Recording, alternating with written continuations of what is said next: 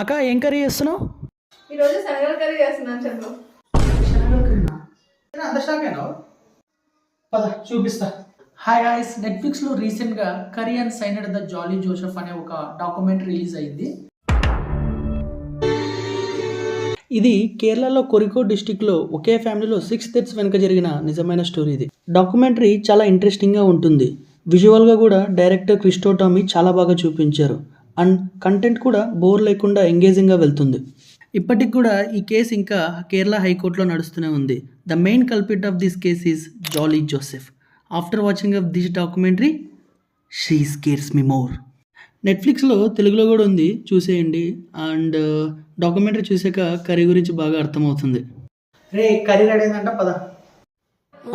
మరి నేను వెళ్ళొస్తాను, మీరు కూడా డాక్యుమెంటరీ చూసేయండి ఇక.